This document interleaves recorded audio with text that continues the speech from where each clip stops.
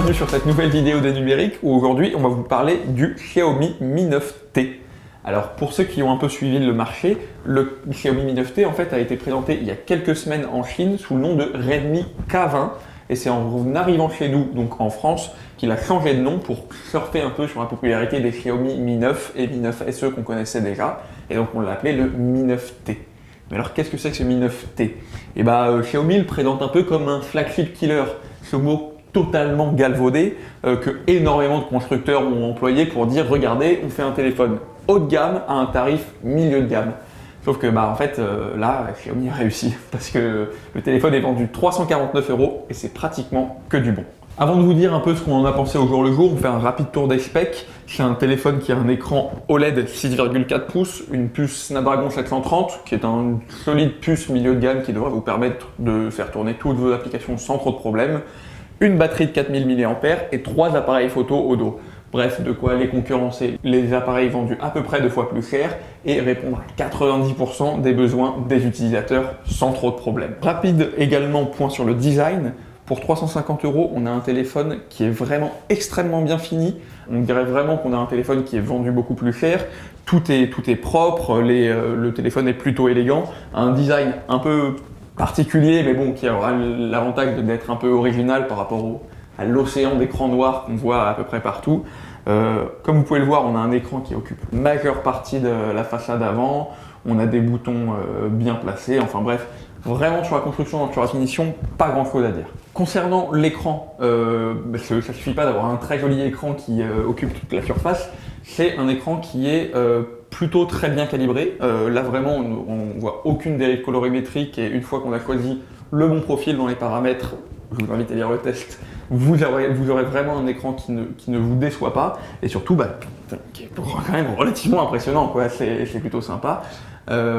Sur l'audio, puisque c'est encore un téléphone qui a un port jack, puisqu'il faut le dire aujourd'hui, un port mini jack d'ailleurs. On a une sortie qui restitue vraiment un signal plutôt propre, mais le seul truc c'est qu'il n'y a pas vraiment de puissance, donc il faudra éviter de couper le téléphone avec des casques un peu trop gourmands.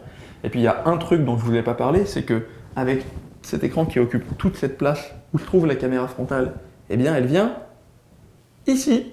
Comme sur OnePlus 7 et sur beaucoup d'autres, OnePlus 7 Pro et beaucoup d'autres téléphones haut de gamme, on a un petit appareil photo qui vient sortir du haut du téléphone. Alors bon, on vous dit que ça peut servir pour la reconnaissance faciale, pas vraiment, ça met trop de temps à sortir, pour vous identifier, c'est pas l'idéal. C'est plutôt marrant et puis ça donne un look forcément beaucoup plus immersif au téléphone. Deuxième petite chose, on a également un capteur d'empreinte sous l'écran, donc là on est vraiment sur des technologies qui sont habituellement réservées aux téléphones vendus beaucoup plus cher et que Xiaomi a réussi à mettre dans un téléphone vendu moins de 400 €. Sur les performances, c'est pareil, on a 6 ou 8 Go de RAM accompagné de la puce Snapdragon dont je vous parlais, qui suffit largement pour faire tourner n'importe quel navigateur et la plupart des jeux 3D, même si on voit que c'est pas forcément les graphismes au top du top. En fait, le seul endroit où le bas blesse, c'est un peu la photo. Comme je vous le dis très souvent, c'est encore l'endroit où les téléphones de ce prix-là peinent le plus à se démarquer. Alors c'est loin d'être mauvais, hein, entendons-nous, c'est un 4 chez nous, c'est un 4 en photo, donc on n'a pas grand-chose à lui reprocher. Le seul truc, c'est que quand on est face au Pixel 3a à ce prix-là, puisque le Xiaomi fait directement face au Pixel, le téléphone de Google qui nous a tous étonnés, il faut être sacrément armé.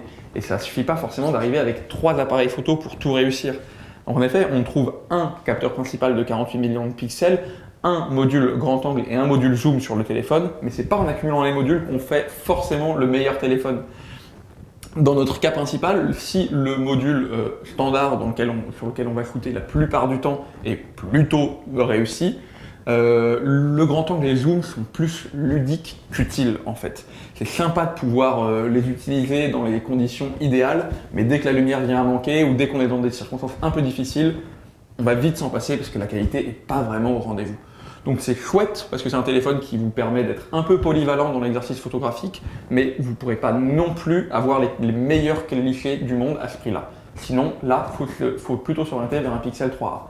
Mais à part ça, le téléphone est un vrai monstre en autonomie, on tient facilement 2 jours. Comme on vous le disait, en perf, il n'y a rien à dire, les finitions sont impeccables. On retrouve en fait un peu dans ce Mi 9T l'ADN de OnePlus au début, quand ils vendaient vraiment des téléphones très peu chers avec des perfs de folie.